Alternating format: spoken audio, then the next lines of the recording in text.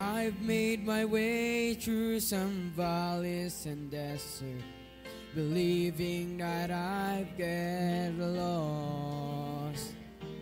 I stood at the foot of what felt like Mount Everest, knowing I had the strength for the climb. 'Cause through every trial, each test and temptation, one thing is sure every time. Over and over, again and again, God is faithful.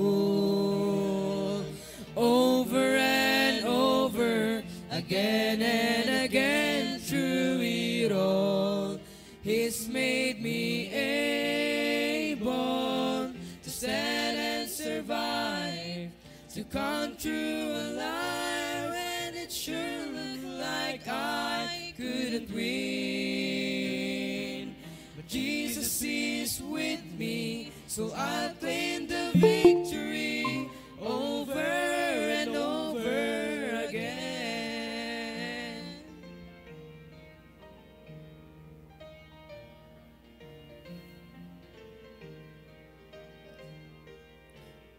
Ask me why, I have no hesitation. God does what He says He will do. Well, I'll simply say every battle has taught me there's nothing He won't help me through. So why should I dwell on the hardships and struggles when I look just beyond them? I see the way this will end is with great celebration, and deep in my heart I believe. Over and over, again and again, God is faithful. Over and over, again and again, through it all, He's made me able to stand and survive, to come through alive, and it sure looked like I couldn't win. But Jesus is with me, so I'll claim the victory over and over again. Over and over, again and again, God is faithful. Over and over, again and again, through it all, He's made me able to stand and survive, to come through alive, when it sure looked like I couldn't win. Jesus is with me, so I'll claim the victory over and over again.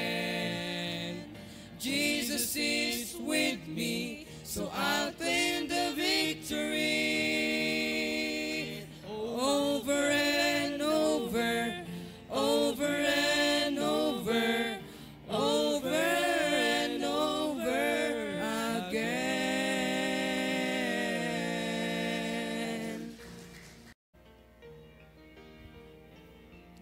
Yes.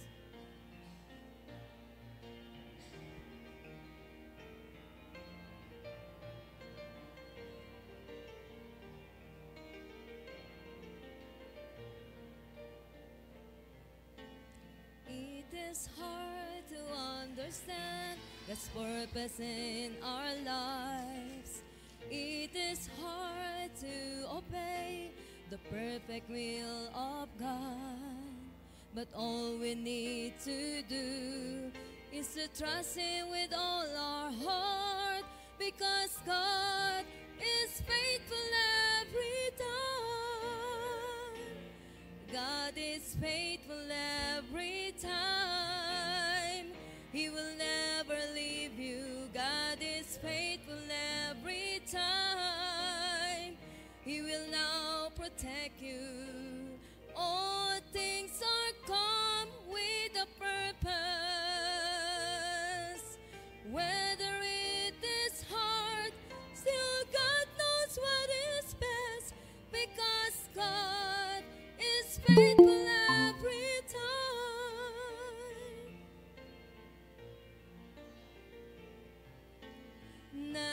stop to run the race that God has set before us.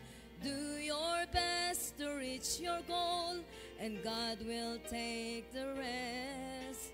Lay aside your burden at His feet, because God is faithful every time.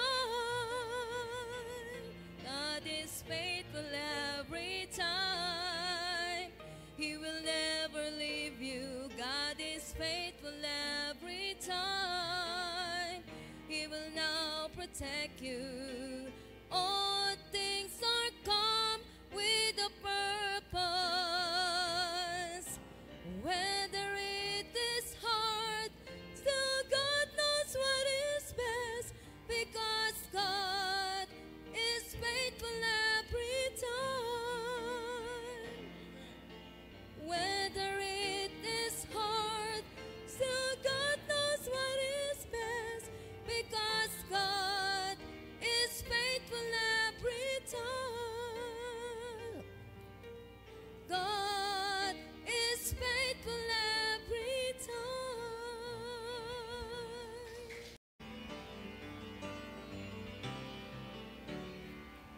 Lately I've been through some testing and trials.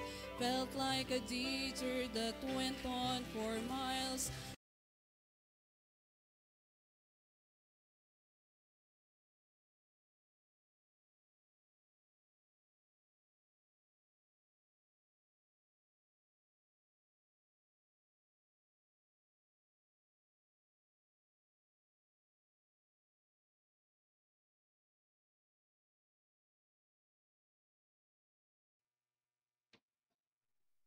Amen. Good morning po sa ating lahat. Magandang umaga po. At salamat sa Panginoon dahil muli ay tayo po ay magkasama-sama ulit ngayong umaga for our family devotion. At ito na po yung last episode po natin para sa ating tema for this month. At good morning. Una-una, nasa Google Meet natin. Doon na si Sir Domark. Sama yung mga taga-village. Good morning po dyan, Sir Domark. Morning, sir. Good morning. Ibang tatay dito, yan. Alright, amen. So, gisingin po natin, pati yung mga bata. Dahil pamilya yung natin, family devotion natin. Kaya dapat as much as possible ay kompletohin po natin yung ating pamilya. Okay, at meron din tayo dito sa Google Meet. Ako sa Facebook Live. Mga early birds po natin dito. Babatiin lang natin. Una dito sa aking cellphone ay si Ma'am Rolin Claudio Sanet. Good morning po sa ating lahat, sabi niya. Si Ma'am Emilia Tungan Wayaway. Good morning po. Heidi o si Brad Digno. Brad Digno dyan po sa Pangasinan. Good morning po sa lahat, sabi niya. Rich Mabutol, good morning everyone. Joyce, good morning po sa lahat. Good morning po. Ma'am Sabel, good morning po. Ma'am Flor Solomon, good morning po. At si Sir Ariel. Sir Ariel, good morning. Okay, so far, ayan po yung mga early birds po natin dito sa Facebook Live at sa Google Meet. Kaya natin mag-Google Meet, ay mag-Google Meet po tayo. Okay, at tuloy-tuloy na tayo sa ating devotion. At ang tema kasi natin ay ito yung commitment. Commitment natin sa soul winning at sa discipleship. Okay, I hope na ready na tayo. Dahil ready na. Nakikita ko si Sir David ay ready na eh. Good morning po yan. Good morning po dyan. Ba't wala nang ibang tatay? Okay, Sir Domark. Umpisa na natin. At ako'y niniwala na meron tayong matututunan sa umagang ito. And sige, sir, good morning. So, yung mga natin dito, mga kasama natin na magsasalita, di sila naka-prepare. Ayan, di siguro nila nabasa yung message ko kahapon. Ayan, yung isa naman, wala din dito. Kaya sa ngayon, ako muna magsasalita. Sa susunod, ibabalik ulit yung kung sino yung nauna magsalita. Yun, si Rolly ulit. Diyan si Rolly. May sakit? Sa next Saturday, siya na po. Yan, ikot-ikot lang tayo. Yan. Okay, so tuloy-tuloy na po tayo. Ayan. Ikaw lang po ba dyan, Sir Edgar? Malinaw naman, malinaw. Malinaw to. Malinaw, pero madilim yung likod niya, sir eh. Ang liwanag.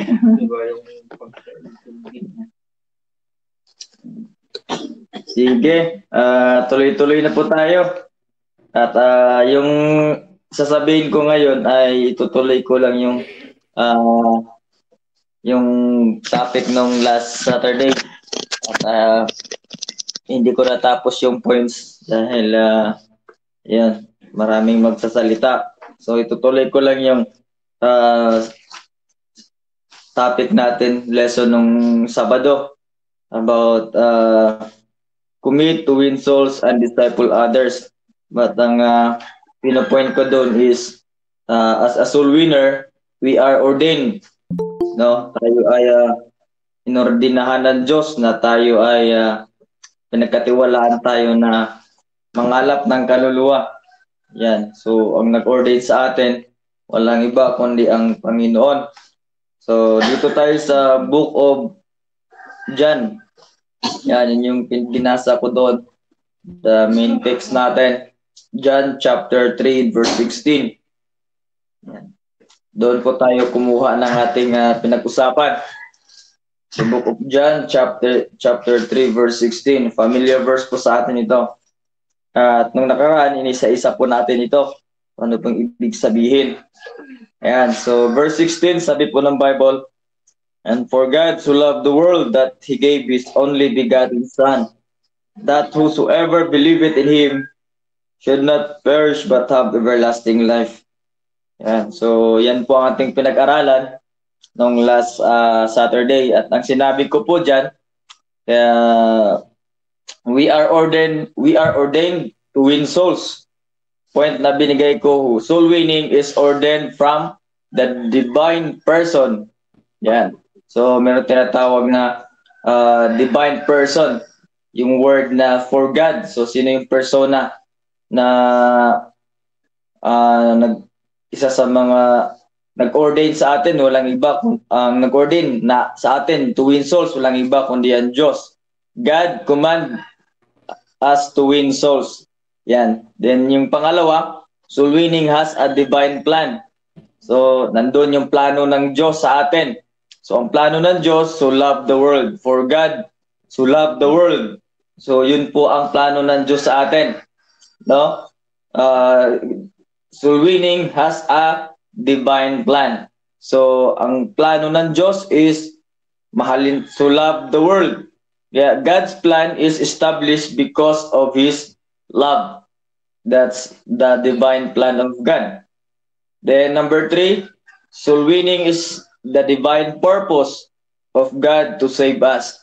No? So ang soul winning ay merong tinatawag na divine purpose, no? Purpose. Kaya nung tayo inordinahan ng Diyos to win souls, may purpose ang Diyos sa atin. Ano yung purpose?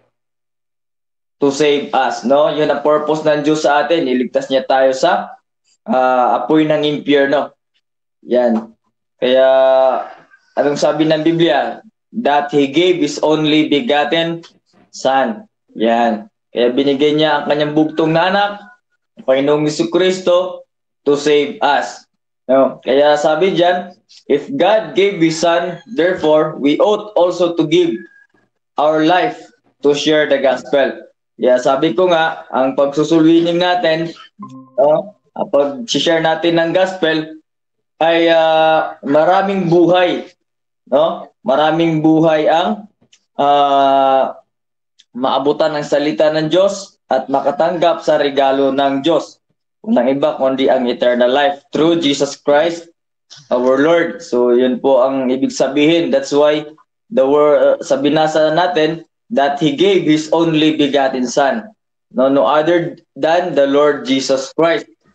Yeah, yan po ang ibig sabihin. That's why we are ordained to win souls. Dapat alam natin kung sino yung nagkukumand sa atin, bakit tayo nag-share ng gospel. Kasi minsan sa pagsusulwining, may magtatanong din minsan o sinong nag-utos sa inyo na mag-soul-winning kayo? Sino nag-utos sa inyo na mag-share kayo ng Word of God? Di ba? May mga tao na gano'n, nagtatanong, sino nag-utos sa inyo ng ganyan? Na mag-share ng Bible. Di ba? So, maraming tao na ganyan na nagtatanong. So, dito natin malalaman kung sino ang nag-utos sa atin. Alam natin kung paano sagutin. No? Kung sino ang nagbigay sa atin ng command na to win souls, no? Na mag-share ng gospel. So, ito yung isa sa mga maganda na ibahagi natin sa kanila. Yung John chapter 3 and verse 16, yan. Kaya iniisa-isa po natin. Kasi nandyan yung divine person, nandito po ang divine plan ng Diyos, nandito po ang divine purpose ng Panginoon, at pang-apat ay we are ordained to win souls because soul winning has divine power of God. So ito yung pang-apat. Soul winning has divine power of God. Tandaan natin, soul winning is the word of God. No, tandaan natin, soul winning is the word of God. At minsan po, may magtatanong po sa atin, may mababasa ka bang soul winning sa Bible? May mga ganun mga tao nagtatanong May mababasa ka bang soul winning sa Bible? Yeah, maraming mga nagtatanong na ganyan. Gusto nila word by word, nakikita nila talaga sa Bible. So makikita natin yan, basahin natin in the book of Hebrews chapter 4 verse 12. Yan. Kung may nagtatanong sa atin, may soul winning ba sa Bible? Yan. Buksan natin Hebrews chapter 4 in verse 12. Yan. Ano sabi po ng Biblia? For the word of God is quick and powerful and sharper than any two-edged sword, piercing even to the dividing asunder of soul and spirit and of the joints and marrow, and is a discerner of the thoughts and intents of the heart. Now, makikita natin dito, mga kapatid, soul winning is the word of God. No? Makikita natin sa verse na ito, for the word of God is quick and powerful. No? Quick and powerful. Ang salita ng Diyos ay mabisa at makapangyarihan. No, tandaan natin, ang salita ng Diyos ay makapangyarihan, mga kapatid, powerful and sharper than any two-edged sword. Tandaan natin, ang salita ng Diyos, pag narinig mo ang word of God, hindi lang ikaw mapapatawa, hindi lang ikaw mapapasaya, kundi ang salita ng Diyos ay tinutumbok niya yung kasalanan natin. No? Kaya the truth, yung truth, yun ang magpapalaya sa atin. The truth shall set us free. Di ba? Ang magpapalaya sa atin, walang iba kundi katotohanan. Mula sa buhay natin na paliko-liko. Di ba? Buhay natin na wavering, pabago-bago tayo, buhay ng tao. Minsan wala tayong tamang direction sa buhay natin.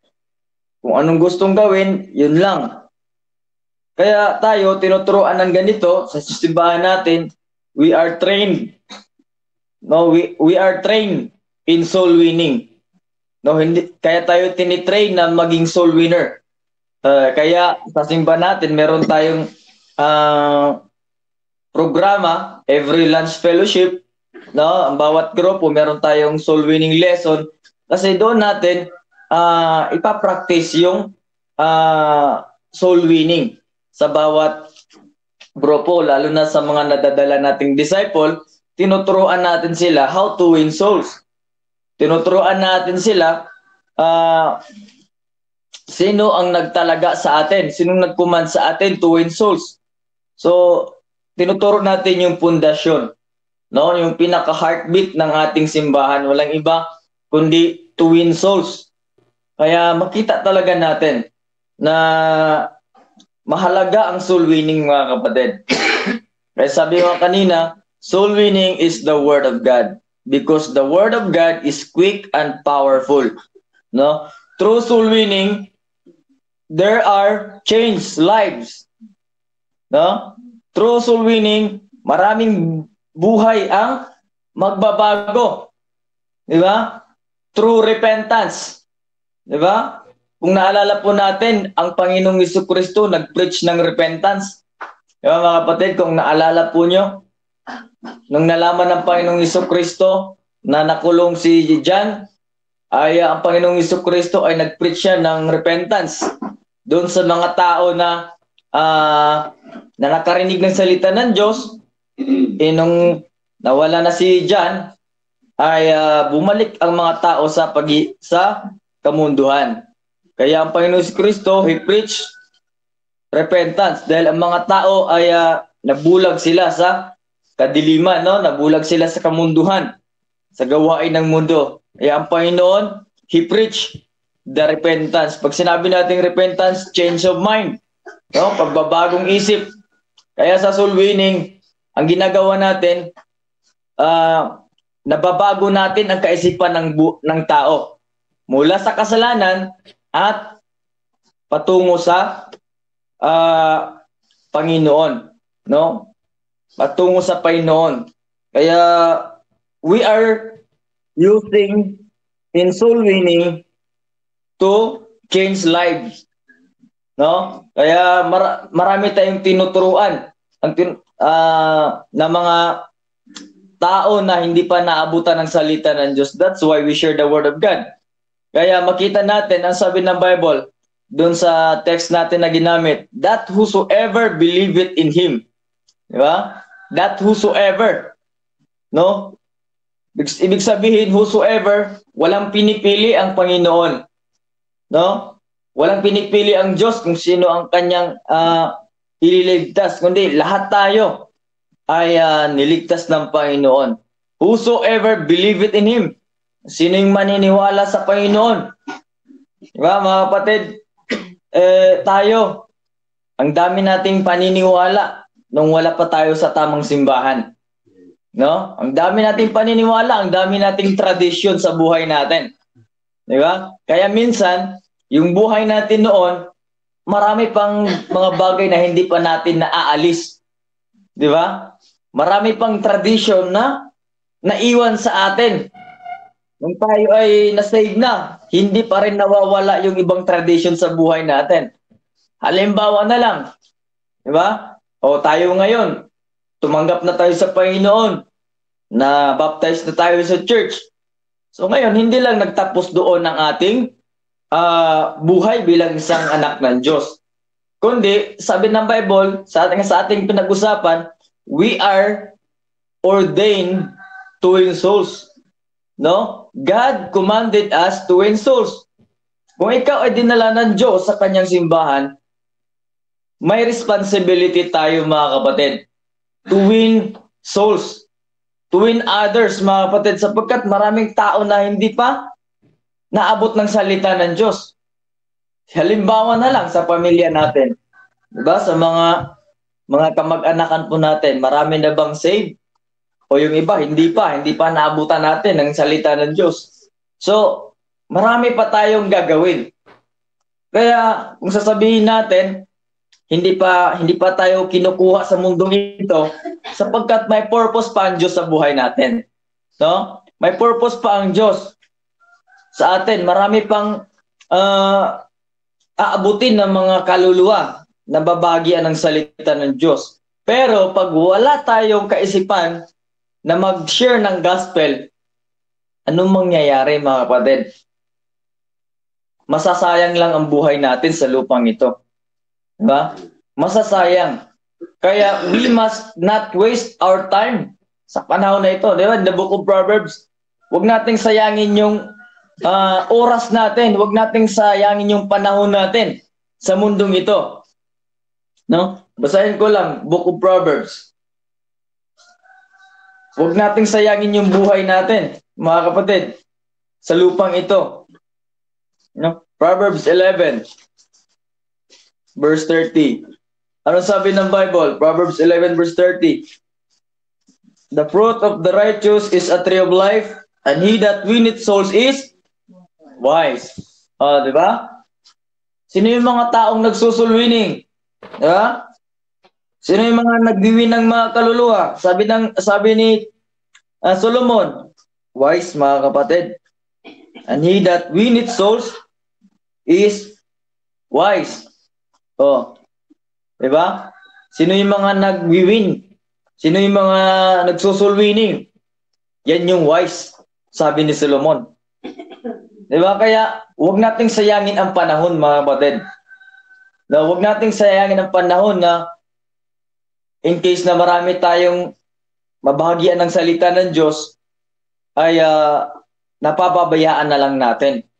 No? Nakakalimutan natin yung gawain. Yung kung paano tayo binigyan ng pribilehiyo ng Diyos to share other. Kaya tandaan natin yan, mga kapatid. Kaya soul winning has a divine power of God. Tandaan natin yan. Has the power to change lives. No, ang salita, ang soul winning, kayang baguhin ang buhay ng isang tao. Mula sa kasalanan hanggang sa kabanalan patungo sa Panginoon.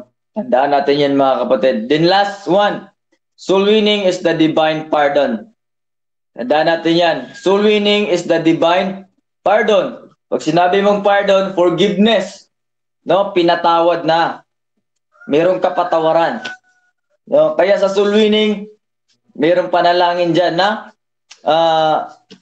yung repentance, sabi ko nga, is pagsisihan natin yung ating mga nagawang kasalanan sapagkat binayaran na ng Panginoong Jesucristo. We are forgiven, mga kapatid. Tandaan na yan. We are forgiven through Jesus Christ our Lord. Kaya ano sabi ng Bible? Should not perish. Diba? Sa John 3:16, ano yung last? Should not perish. Hindi ka na mapapahamak. Bakit? Dahil pinorgive na tayo. Nandyan yung forgiveness ng Diyos sa atin. Pinatawad na tayo ng Diyos mula sa ating mga kasalanan. Kaya soul winning, there is forgiveness. We get the heartbeat of God when we win souls. Tandaan natin, mga kapatid, soul winning, ito po yung heartbeat ng Panginoong Jesucristo. Ibig sabihin, bawat tibok ng ating puso, kung tumitibok pa ang ating puso, mga kapatid, ibig sabihin, buhay pa yan. Diba? Pag hindi na tumitibok ang puso mo, patay na yan. Diba? Ganun po yan, mga kapatid. Pero pag tumitibok pa yan, no? Tandaan natin, mga kapatid, maraming kaluluwa. Bawat tibok ng ating puso, maraming kaluluwa ang nag-aantay sa atin, mga kapatid. No? Maraming nag-aantay na makarinig sila ng salita ng Diyos, pero hindi sila maabot. Bakit? Maraming patay na eh. Marami nang hindi tumitibok ang puso sa soul winning eh. Diba? Sa soul winning, madaling sabihin natin ang soul winning. Madali lang mag-share ng gospel. Pero yung tibok talaga na ikaw talaga ay sulit talaga na mag-share ng gospel. Diba? Hindi madali, mga kapatid. Kala natin madali lang mag-soul winning. Pero pag ikaw nag-soul winning ka, madali na lang sa'yo. Pero pag hindi mo ginagawa, mahirap para sa'yo yan. Diba? Bakit? Ang tanong dyan tumitibok pa ba ang puso natin sa soul winning? Diba? Meron pa bang tibok sa pag-aakay ng kaluluwa, mga kapatid. Kaya soul winning is forgiveness. Tandaan natin yan. No? Pinatawad na tayo ng Diyos, mga kapatid.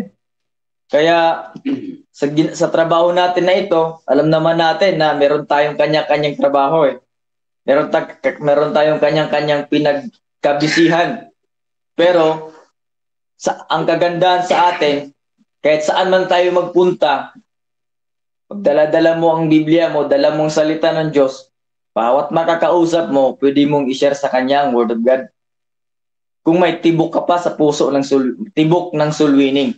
Pero pag wala ng tibok ang puso mo sa soul winning, kahit yung mga nakakausap mo, no, mga kaibigan mo, ay hindi mo sila mababagyan ng Word of God.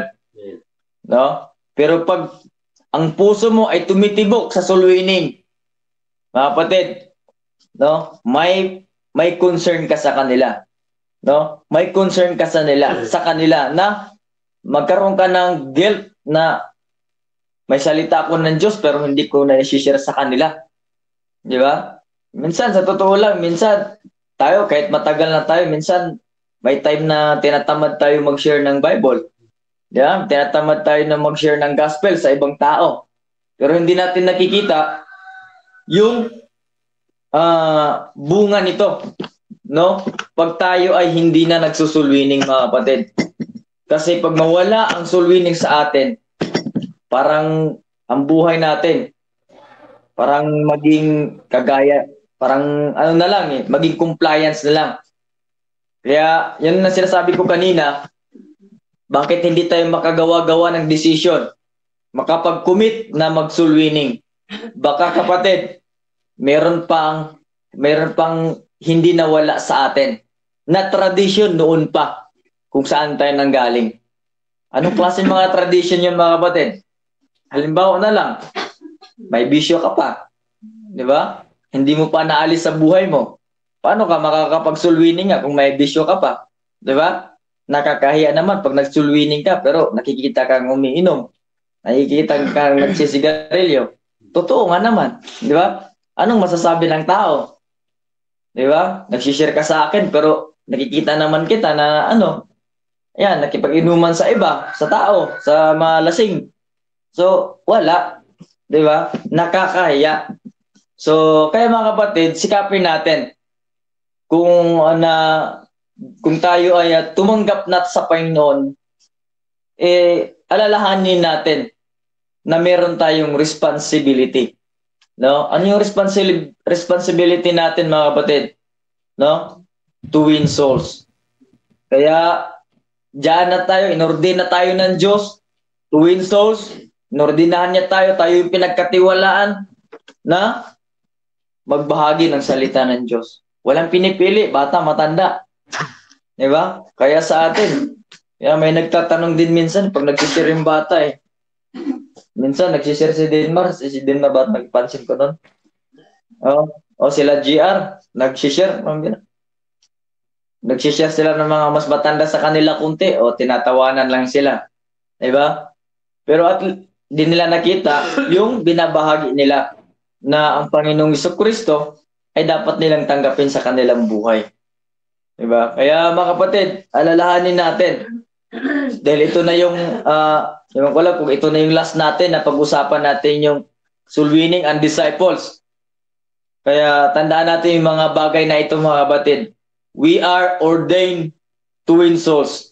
No? Kaya para magkaroon tayo ng commitment to win souls and disciple others, mga kapatid, anong kailangan natin gawin? No? Balikan natin yung kung saan ang pundasyon, mga kapatid, bakit tayo nagsusoul winning. No? Ito yung mga pundasyon. No? Sinong nag-command sa atin? Walang iba kundi ang Diyos. Soul winning is ordained from the divine person. Number 2, soul winning has a divine plan of God. Soul winning is a divine purpose of God to save us. Pang-apat, soul winning has a divine power of God. Then yung last, soul winning is the divine pardon. Pag sinabing pardon, forgiveness. Kaya mga kapatid, kunin natin yung tibok ng puso ng Diyos. Ano yung tibok ng Panginoon? To win souls. So, ayun, may natutunan tayo mga kapatid. So, salamat po, Sir Edgar. Salamat po. Amen. Thank you, Sir Mark. At napakaganda. It's all about soul winning. Yung narinig po natin. And wala nang ibang may plano yan. May purpose yan, kundi ang Diyos. Dahil unang-una, ito ay gawain ng Diyos. Okay, so I hope na meron tayong naunawaan, natutunan. At ang tanong dyan ay meron ba tayong commitment na mag-soul winning talaga? For the past month na ginagawa natin to ay meron ba tayong commitment na mag-win ng kaluluwa, mag-disciple? So ito naman yung very purpose kung bakit meron tayong ganitong programa para lalong maunawaan natin, magkaroon tayo ng burden, magkaroon tayo ng commitment talaga na mag-win ng kaluluwa because tayo yung kinokomission ng Panginoon eh. Okay, at i-acknowledge natin, kasama po natin si Ma'am Emilia doon po sa Google Meet at si Sir Juni, dyan po sa Australia. Good morning po sa inyo. At Sir Mark, pakiikot mo para makita rin natin. Kasama natin ngayon yung mga delegates po ng Balikatan. At salamat sa panalangin ninyo at sa bahagi ninyo sa kanila, sa kanilang almost 1 week na training. Of course, ay makikita natin ngayon yung application. O kaway-kaway naman dyan. Yung iba, inaantok pa eh. Yung iba ay talagang, hindi ko alam kung may natutunan sila. Yung iba naman ay parang marami silang na-miss eh. Number one na nami-miss yung cellphone, di ba? Amen. Okay, at kasama natin sila ngayon dito sa studio at mamaya ay makakasama natin ulit. Saan? Sa soul winning. Okay, at dyan natin makikita yung kanilang natutunan at yung commitment nila ay napakalaga. Okay, bilang young people ay napakaganda na matrain sila dahil ang tema doon is survival eh. Paano ka magsusurvive bilang isang Kristiyano o bilang isang tao, di ba? Kung wala kang alam na sa survival ay talagang mawawala ka. Mawawala ka sa hulog. Mawawala ka sa tamang direction. So yan po yung purpose. At higit sa lahat ay yung Word of God na kanilang natututunan sa mga mensahe. Okay, at tuloy-tuloy na tayo. At simple lang, in the absence ng ating mahal na pastor, alam naman natin, ang ating pastor ay talaga sila yung nag-initiate doon o sila yung nagbantay doon. Mga pastors natin, together with Pastor Hill, at of course yung mga teachers, ay sila yung ginamit ng Panginoon para gabayan yung ating mga young people, mga kababaihan, mga delegates natin, para sila ay turuan. At wala nang ibang magtulungan o kaya magturo sa atin, kundi tayo-tayo rin. Okay, mga pastors natin, mga teachers natin. Okay, just open your Bible in 2 Corinthians 5:17. A very familiar passage in connection sa ating pag-aaralan. It's all about soul winning and discipleship. Dahil inseparable yan eh. Inseparable yung soul winning at saka si discipleship. Dahil ito yung dapat nating matutunan. Hindi pagkatapos natin na win ay doon na nagtatapos. Nadala natin sa simbahan, naging first time visitor, at na-present na natin na meron tayong bisita and that's it. Hindi po ganon. Dahil kailangan po natin i-disciple. To win them, we must disciple them. Tandaan po natin, hindi po doon nagtatapos. In winning souls ay bagamat sila ay tumanggap sa Panginoon, sabihin na natin, nanalangin sila, tumanggap sila sa Panginoon, pero hindi pa natin nawiwin sila sa Panginoon. Tandaan po natin yan. So we need to disciple them. Kaya nga kailangan po natin yung commitment ng bawat isa. Let's put it into action. Sabi nga ng ating pastor yung commitment natin, let's put it into action. Ibig sabihin, gawin po natin. Okay, sabi ng Biblia, in 2 Corinthians, sabi ni Paul dito, therefore, if any man be in Christ, he is a new creature. Ito yung ipaunawa natin sa mga nawin po natin. na sila ay meron ng panibagong buhay kay Kristo. All things are passed away, behold, all things are become new. So ito yung kailangan po nating maipaunawa sa kanila. Dahil napakalaga po na makita nila na yung pagiging anak ng Diyos ay hindi panandalian lang. Dahil binigay ng Diyos sa atin na tayo po ay binigyan ng eternal life in heaven because that is the gift of God. Kaya ito yung dapat maunawaan ng tao. To win souls means to turn a person away from the control and influence of darkness. Palagi yan ang naririnig po natin. Wala nang ibang kaaway natin o wala nang ibang nagkukontrol sa tao kundi si Satan. Dahil siya yung tinagurian na Prince of Darkness. Siya yung namumunos dito sa mundong makasalanan. Dahil ang kasalanan ay very common sa tao. In fact, yung kasalanan ay nasa tao yan eh. Nasa nature na natin yan. Kaya nga, napakalaga yung salita ng Diyos na maririnig po natin. At andyan lahat yung pamamaraan din ni Satan para linlangin ang tao. Linlangin ang tao at hanggang makita natin na sirang-sira na. Kaya nga napakalaga na magkaroon tayo ng commitment sa pagwiwin ng kaluluwa at pagdi-disciple. Ano ang ginagawa natin sa kanila? Tingnan nyo dito sa 2 Corinthians o sa Colossians 1:13, sabi, who had delivered us from the power of darkness and had translated us into the kingdom of His dear Son. That is the Lord Jesus Christ. To deliver us from the power of darkness. Saan tayo inaalis ng pag-wiwin natin ng kaluluwa? Diba? If we win souls, tinatanggal natin sila in the power of darkness. That is the power of Satan. Kaya nga napakalaga na yung soul winning ay hindi lang magiging compliance natin. Dahil sa choir, i-require yan eh. Pero tandaan po natin, yung soul winning yan ay commission ng Panginoon sa bawat mananampalataya. Kaya unawain natin na pag nagwiwin tayo ng kaluluwa ay tinatanggal natin sila. At wala nang ibang power na makatanggal yan kundi yung kapangyarihan ng Panginoon. Okay? So tandaan po natin, mga unsaved people are in the kingdom of darkness. Wala nang ibang magtatanggal dyan kundi yung kapangyarihan ng Panginoon. Through us, dahil tayo ay gagamitin tayo ng Panginoon. Kaya nga napakalaga na mag-commit tayo na tayo po ay magpagamit sa Panginoon. Dahil pag hindi tayo committed sa ating ginagawa, magiging compliance lang yung ating pagwiwin ng kaluluwa, pag-disciple. Hindi natin gagawin ng buong puso natin. Tandaan po natin, yung mga unsaved people, unsaved person, ito yung mga kalagayan, they are ruled or motivated by evil spirits. Biruin mo na sila ay nasa kalagayan na gayon, motivated sila ng diablo.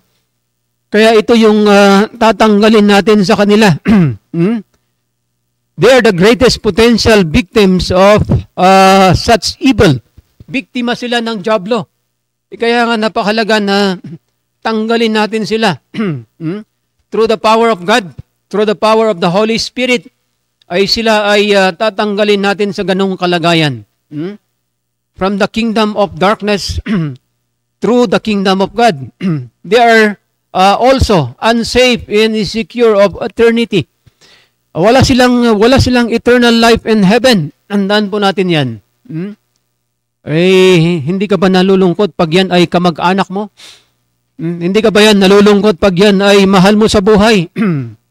Na wala pa siyang katiyakan ng kalangitan. Because they are unsafe. They are insecure. Dahil wala silang kaligtasan, wala silang eternal life. They are oblivious to unseen realities na binabanggit ng Biblia. Kaya kailangan po silang ma-warningan, kailangan po silang mabahagian at madala natin sila sa kingdom ng Panginoon. Okay? So napakaganda na tayo po yung gagamitin ng Panginoon. Dahil pag yan ay ginagawa natin, tandaan po natin, sabi nga ni Paul, ay para bang nakipaghilaan tayo sa diablo. Nakipagbunuan tayo sa diablo sa kanila. So sabi nga ni Paul, there is a warfare. Tandaan po natin, giyera yan palagi if we win souls. Diba? Nakikipaggiyera tayo kay Satan eh. Kaya nga napakalaga yung motivation palagi ng soul winning. Na tayo po ay dapat ay well prepared po tayo. Handang-handa na tayo every time na tayo po ay pupunta. Hahayo tayo at magwiwin ng kaluluwa. Dahil tingnan nyo, pag hindi tayo handa, andyan palagi yung mga hindrances.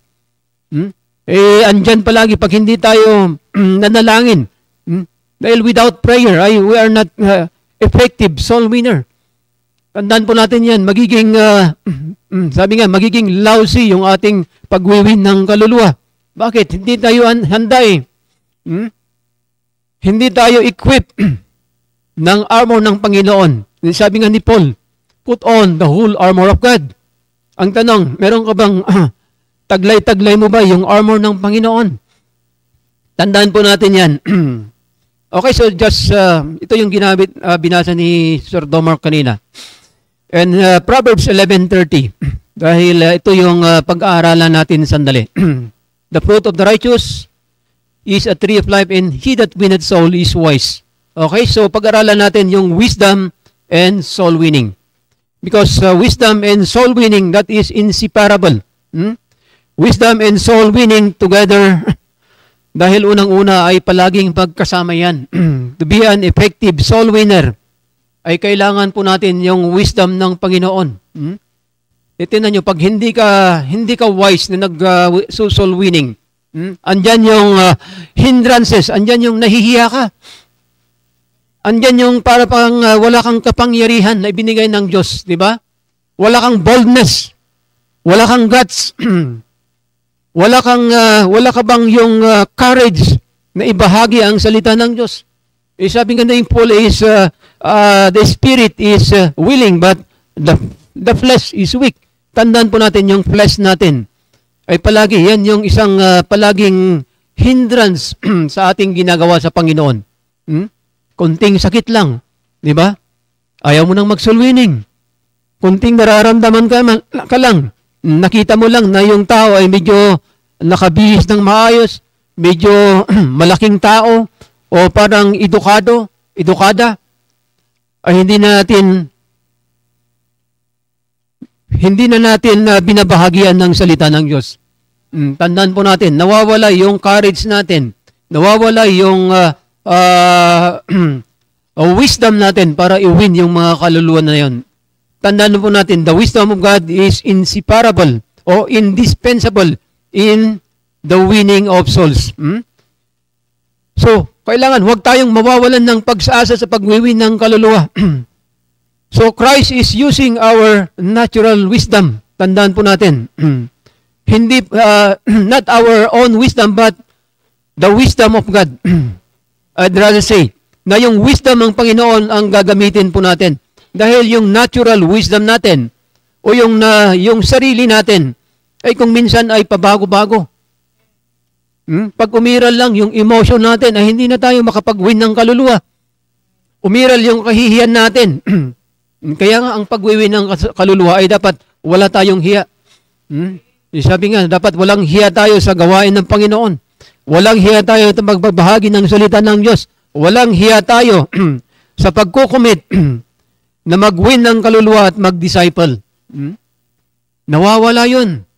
Tandaan po natin, pag pinairal po natin yung natural natin, natural wisdom natin, because our natural ay kung minsan ay maalala ba yung sabi ni Paul na yung natural natin ay iiwan na natin. All things are passed away. That is our natural man. Kaya nga, ang gamitin natin ay yung wisdom ng Diyos, yung kapangyarihan ng Panginoon. So, whenever one being someone to Christ, they are doing it by the wisdom of God. Ginagawa natin through the wisdom of God na hindi po yung power natin because we are powerless. Tandaan po natin yan. But we are ordained ng Panginoon para tayo po ay maging effective na soul winner, maging effective tayo na discipler. So, why is the soul winner said to be wise? Bakit kailangan ng isang soul winner ay magkaroon ng wisdom? Or, sabi nga ng Biblia ay maging wise tayo sa pagwiwin ng kaluluwa. And that is the wisdom of God. Because he is obeying the command of the Lord. So number one, because he is obeying the command of the Lord. Paano tayo magkakaroon ng wisdom? Let's obey the word of the Lord. Tandaan po natin. Pag hindi tayo masunurin sa salita ng Diyos, tingnan nyo ha, sabi ng ating pastor, mag-commit tayo. Hindi naman tayo sumusunod. Paano tayo magiging effective na soul winner? Paano tayo magiging wise na soul winner? Pag hindi tayo marunong sumunod. We have to obey the commandment of the Lord. Maalala ba yung tagubilin ng Panginoon, the Great Commission of the Lord Jesus Christ? Yan palagi, umiikot dapat yung gawain po natin o gawain ng Diyos sa ating simbahan, sa bawat isa sa atin. The Great Commission of the Lord Jesus Christ. Ano yung sinasabi doon? Go ye therefore and preach the gospel. Yan ay commission. Tagubilin ng Diyos sa bawat mananampalataya. Kaya nga pag anak ka ng Diyos, tinanggap mo, sinasabi mong tinanggap mo ang Panginoon, we ought to go. Because yung word na go is an action word. Maalala ba yung commitment? Let's put into action. Kaya let's go. That is the commission of the Lord Jesus Christ.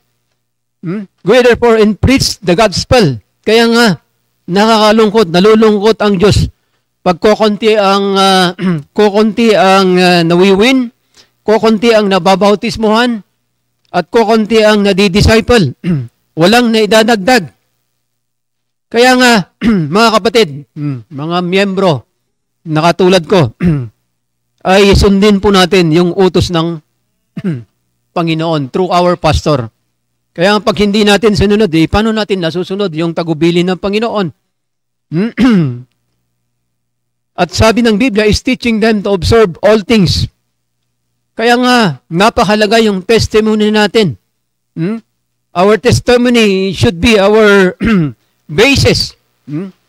Maging basihan po natin para tayo po ay lalong maging masigasig sa pagwiwin ng kaluluwa. Tingnan, paano ka magtuturo ng soul winning? Hindi ka naman nagso-soul winning. Kaya nga napakalaga yung testimony natin bilang isang manggagawa ng Panginoon. Para natin, pero meron tayong ituro rin na i-observe ng ating mga dinidisciple. Dahil yan ang tagubilin ng Panginoon. Teaching them to observe all things. Tingnan niyo yung word na all things. Bawat anggulo ng buhay natin bilang isang Kristiyano ay kailangan nating ituro rin sa iba. Di ba? Paano tayo nagwiwin ng kaluluwa? Paano tayo nagdi-disciple? Paano natin ginagawa yung araw-araw natin na ginagawa para sa Panginoon? That is the all things. Kaya napahalaga na makita natin yon. And then, pangalawa, the wisdom of God is manifestly working in those who successfully bring people to God. Ito yung mga nagdadala ng mga bisita, nagdadala ng kaluluwa para sa Panginoon. Na dapat ito yung makita natin at may observe natin sa ating sarili para maituro rin natin sa iba. Dahil pag hindi ka nagdadala ng bisita, hindi ka nagwiwin, paano ka na ngayon magdi-disciple? Paano mo ngayon tuturuan yung disciple mo, di ba? Sasabihin mo sa disciple, magdala ka ng bisita, hindi ka man nagdadala. Mag-win ka ng kaluluwa, mag-soul winning ka, hindi ka naman nag-soul winning. Kaya ito yung napakalagang makita natin. So the wisdom of God is manifestly working in those who successfully bring people to God. Kaya napakalaga yung soul winning. At yan ang napakaganda na ma-accomplish ng bawat isa. Through the wisdom of God. And then pangatlo, the soul winner is becoming more Christ-like in the process because Jesus himself was the greatest of all soul winner. The good example is the Lord Jesus Christ. Tandaan po natin. bilang isang soul winner, becoming more Christ-like in the process. Ibig sabihin, nakikita natin o kaya nagiging good example, nakukopya natin yung karakter ng Panginoong Hesukristo. Christ-like character sa pagwiwin ng kaluluwa. Hindi yung parang pamamaraan po natin. Hindi yung diskarte natin. Bagamat yung pagwiwin ng kaluluwa ay kailangan po natin yung diskarte, pero yung kailangan na yung diskarte ng Diyos. Kailangan natin yung pamamaraan ng Diyos. Biblically, scripturally. So yun po yung gagamitin natin. At yung kapangyarihan ng Panginoon ay yan po yung kailangan po natin. The power of God. The power of Christ is in the soul winner. Tandaan po natin yan. Yan yung gagamitin po natin sa pagwiwin ng kaluluwa. Kaya nga through prayers, sa panalangin pa lang, kaninong power ang ginagamit natin? Every time we pray. And that is the power of God. That is the power of Christ. Kaya nga bago tayo magwiwin ng kaluluwa ay nagnanalangin po tayo. Amen. Nagpe-pray po tayo. Ipinagpe-pray natin yung ating gagawin. At maging yung ating babahagian ay ipinagpe-pray natin. Kaya nga habang naglalakad ka, habang meron kang nakita, meron kang prospect, meron kang nakita na plano mo na bahagian, ay ipinapanalangin po natin sa Panginoon. Tandaan po natin yan. To be an effective soul winner, we have to pray. Tandaan po natin yan. Kailangan ipanalangin po natin sila. Gamitin po natin yung kapangyarihan ng Panginoon. At napakalaga na makita natin yung power ng Panginoon through us. Through soul winning ay makita natin yung kapangyarihan ng Panginoon. Paano natin nakikita? Just for example, nakita mo na yung isang binahagian mo ay naunawaan niya na bago yung kanyang buhay. Di ba? At nadala sa simbahan, naging faithful siya na naglilingkod sa Panginoon. And that is the power of God. Hindi natin kapangyarihan yan. That is the power of God through us. And another one, the soul winner is wise because he is working not only for time, but for eternity. Hindi lang pang present time yung ginagawa natin para sa kanila. Tandaan po natin, ibinabahagi natin yung eternal eternal na bagay sa kanila. Tandaan po natin. The soul winner is wise because he is working. Ibig sabihin, nagtatrabaho siya, nagpapagal siya, nagle-labor siya. Para saan? For eternity. Kaya dapat yan yung nasa mindset natin palagi every time na tayo po ay nagwiwin ng kaluluwa. We are laying up treasures in heaven. Diba? Pag nagbabahagi ka ay hindi mawawala na ibinabahagi mo yung eternity. Ibinabahagi mo yung kayamanan doon po sa langit. Kaya nga, the result of his labor will not only benefit him, but the end of his day, they will follow him into eternity. Diba? Yung pag-asa natin, yung bang ipinangako ng Diyos na eternal life and heaven ay hindi lang para sa iyo, kundi para sa mga nababahagian po natin. Di ba? Di ba? Napakasaya na makita natin yung mga nabahagian natin ay sumusunod din. At makita natin na nakakasama na natin na sa simbahan at nagwiwin na rin ng kaluluwa. And that is the process of God. Di ba? Ito yung proseso ng Panginoon.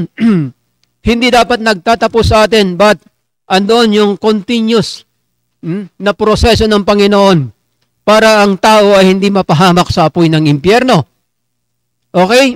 And then lastly, he is a soul winner. He is performing a task that the wisest in the world could never accomplish. Nan po natin, sabi ng binasa natin, he that winneth soul is wise. Ito yung mga hindi nagagawa ng we called mga matatalino sa mundo. Ito yung hindi nila nagagawa, yung pagwiwin ng kaluluwa. Makamtan naman nila ang kanyang ranyan sa mundo. They have the fame, they have the wealth in this world. Pero ito hindi nila kayang gawin. At ito lang ay nagagawa ng isang totoong soul winner. Kaya huwag tayong mag-atubili na pag-aralan. Pag hindi kayo pa marunong, nahihiya pa kayo, ay gawin po natin ng buong puso natin. Sabi nga ni Sir Domark yan ay kanina, ay maging heartbeat na natin yan. Dahil ito, this is the heartbeat of the Lord Jesus Christ. This is the heartbeat of the church. Kaya nga, ito yung dapat heartbeat din ng bawat mananampalataya. Okay? Ito yung dapat meron sa atin. Dahil this makes him wiser than any non-believer in the world. Makita nyo yung mga isang tao na sabihin man natin, tandaan po natin yan. Yan man ay yun bang dititulo. Sabi natin ay titulada. May tinapos sa kanyang karir. Mataas ang kanyang pinag-aralan sa mundong ibabaw, pero tandaan po natin yan. Meron pa rin siyang kaluluwa. Meron siyang hindi alam na alam po natin bilang isang anak ng Diyos. At ito yung ibabahagi natin sa kanila. Ito yung pangako ng Diyos. Ito yung regalo ng Diyos na buhay na walang hanggan. Hindi nila pinag-aralan sa school yan. Yung tayong nag-aaral patungkol sa salita ng Diyos, tayo yung magbabahagi sa kanila. Kaya napakaganda na ito yung makita natin na ang isang totoong soul winner is a wise. Meron tayong wisdom na wala sa iba. So the soul winner is wise because they have won the eternal commendation of the Heavenly Father. Ito ay commendation ng Panginoon sa atin na ito yung wala sa iba. Tingnan niyo yung iba ay namumuhay na lang sila ganon. Katapos trabaho, uwi, kain, tulog, yun lang. Trabaho, uwi, kain, tulog. Pero sino yung kinumission ng Panginoon? Sino yung binigyan ng kapangyarihan ng Panginoon para maibahagi yung mga bagay-bagay na ito? Wala nang iba. Tayong mga Baptist. Okay? Sino yung humahayo dyan? Kaya nga, kahapon umuulan. Hindi yun, umaambon. Kadalasan, wala kang makita dyan na humahayo. Pero ito yung napakaganda. Nakita ko yung puso ng Panginoon sa puso ng ating pastor. Sabi nga ng Biblia, in season and out of season. Kaya ito yung motivation natin palaga. Umuulan man yan, hindi man magandang panahon, ay kailangan natin gawin yung tungkulin po natin na ibahagi ang ebanghelyo ng Panginoon. Okay? Kailangan natin i-share yung gospel. I-share natin yung tagubilin ng Panginoon. Sundin natin yung tagubilin ng Panginoon para tayo po ay maging bahagi palagi sa evangelize o kaya sabi nga ng Biblia, dadalhin natin sila sa kaliwanagan. From the power of darkness or the power of Satan to the power of God. From darkness to light. Yan po yung ginagawa natin. Kaya every time na merong soul winning ay huwag tayong iilag. Huwag tayong magsakit-sakitan. At higit sa lahat, huwag tayong magtamad-tamaran. Dahil sayang naman yung kaluluwa na ating mababahagian. Sayang naman yung kaluluwa na mapapahamak doon sa apoy ng impyerno. Okay, so I hope I made myself clear. I done my part in the absence ng ating pastor. At lahat po tayo ay dapat ay meron tayong commitment. Nagtatapos na yung buwan. At wala nang ibang pinag-usapan natin, bukang bibig natin, kundi yung soul winning at saka yung discipleship. Nanaway, ito po yung maging ganap na buhay po natin. Sabi ng ating pastor, magiging araw-araw na routine na ng buhay natin. Bahagi na ng buhay natin sa araw-araw. Hindi lang panandalian. Bagkus ay araw-araw dapat yan ang nasa isip natin. Pag gising natin ng umaga, ay dapat yan yung tibok palagi ng ating puso. Kaluluwa. Discipleship. Okay? Kaya I hope na meron tayong naunawaan. Mamaya meron tayong discipleship. Dahil po natin yung disciple natin. para makasama natin at maisama natin sa soul winning. Di ba? Lalo kayo mga delegates galing sa balikatan. Huwag yung sabihin na pagod kayo. Napagod ako na nagbiyahe. Hindi ka naman nag-drive, di ba? Sino ang pagod? Yung nagmaneho, ang nag-drive, yung nagbantay, yun yung mga nagturo, sila yung mga pagod. Pero tayo ay dapat hindi tayo napapagod sa gawain ng Panginoon. Okay, mamaya tayo po ay mag-visit, magpa-follow up, mag-win ng kaluluwa. Okay, so that's all for today. At kasama natin si Ma'am Emilia at Sir Juni. Sir Juni, baka may gusto kang sabihin. Galing po yan sa Australia. Minsan ay nasa trabaho. Habang nakikinig ay nagtatrabaho. Yan naman si Ma'am Emilia ay habang nagtatrabaho o kaya bago magtrabaho o bago magpahinga ay nakikinig pa ng devotion yan. So ganyan sila ka-dedicated. Ganyan sila ka-committed sa gawain ng Panginoon. Okay, so busy ata si Sir Johnny. Ma'am Emilia. Sir Johnny, good morning po. Good morning dito. Sige, magandang umaga po. Pumisto lang ako kasi may mga client. Magandang umaga sa atin. Salamat at may devotion na lagi nating napapakinggan araw-araw. At salamat din sa mga patuloy na gumagawa at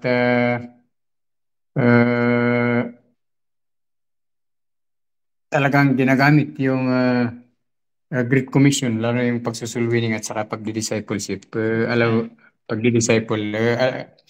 Maaring kami ay wala sa limelight kasi nandito nga kami malayo. Pero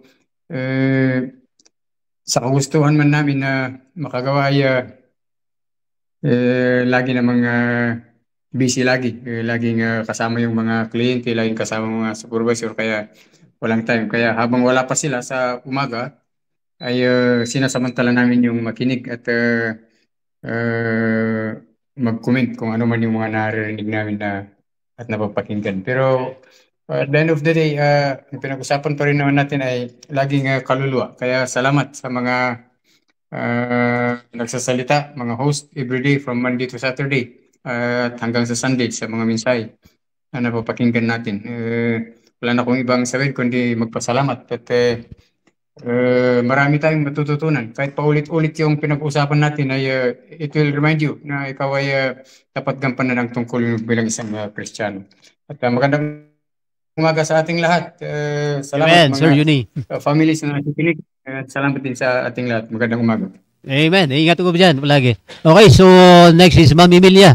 Ito yung palaging nasa Google Meet. Sino pa ang masasabi natin na talagang committed sa gawain ng Panginoon kung hindi yung nakikita natin? Okay, Ma'am Emilia, some few words. Good morning sa ating lahat. Ako naman ay tuwing na naririnig ko yung itong salwin, ay minsan nagigilty din ako sa ako po kasi tagal ko din sa kanila. Pero Medyo mahina ka, Ma'am Emilia. Mahina yung sound mo. okay na ba? Okay na po. Can I wear use this one? Only little small.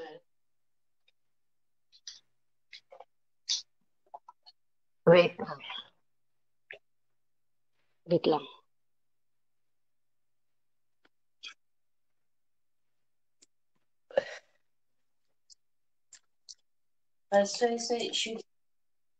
Okay na ba? This one.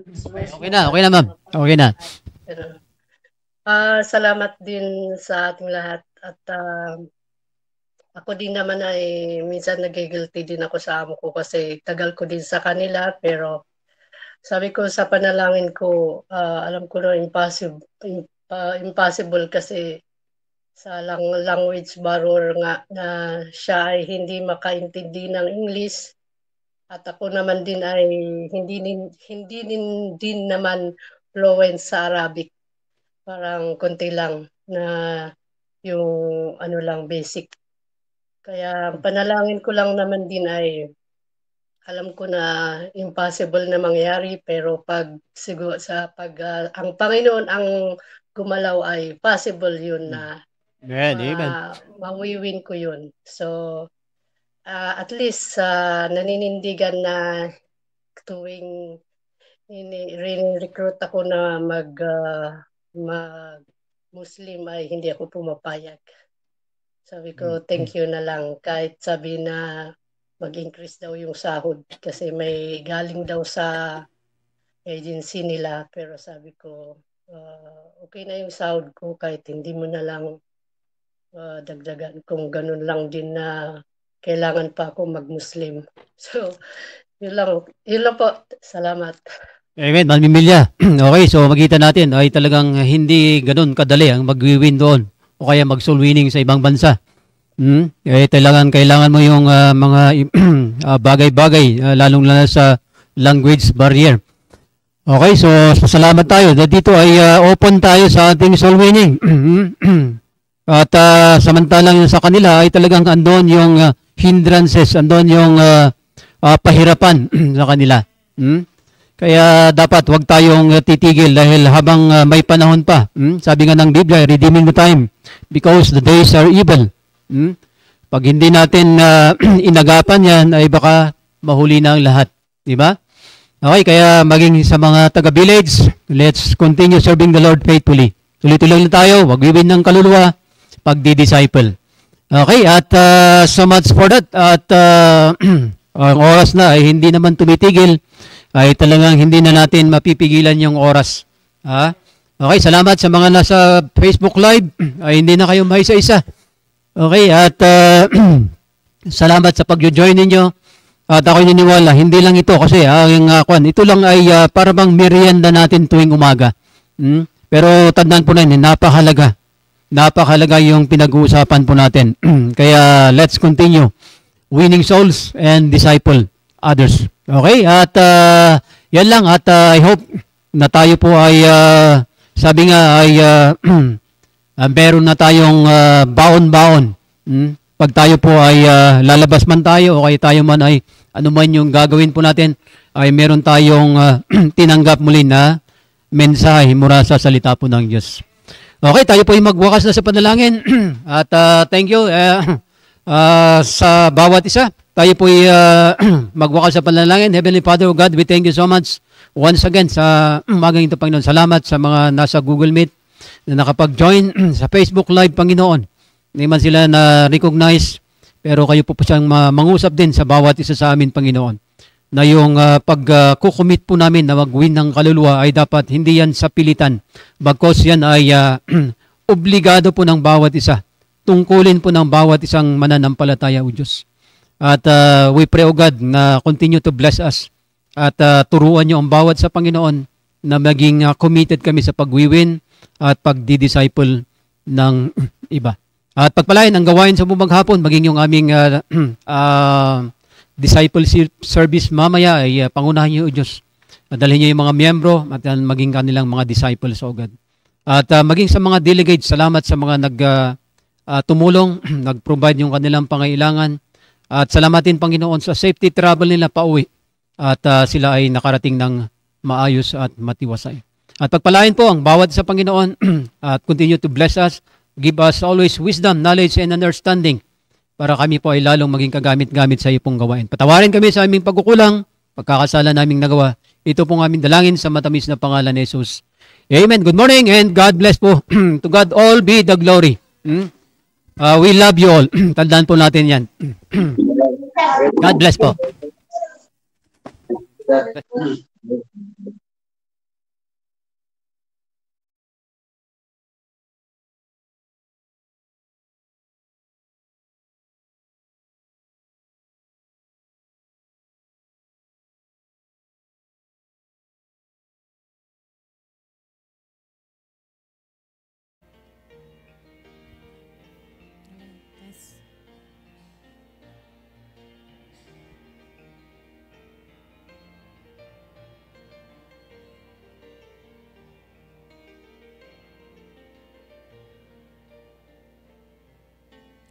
It is hard to understand God's purpose in our lives. It is hard to obey the perfect will of God, but all we need to do is to trust Him with all our heart, because God is faithful every time. God is faithful every time. He will never leave you. God is faithful every time. He will now protect you. All things are come with a purpose. Whether it is hard, still God knows what is best, because God is faithful every time.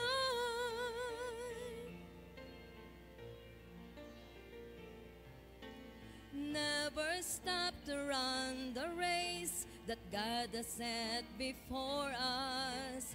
Do your best to reach your goal, and God will take the rest.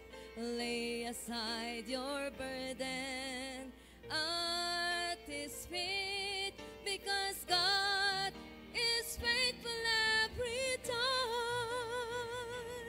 God is faithful every time. He will never leave you. God is faithful every time. He will now protect you.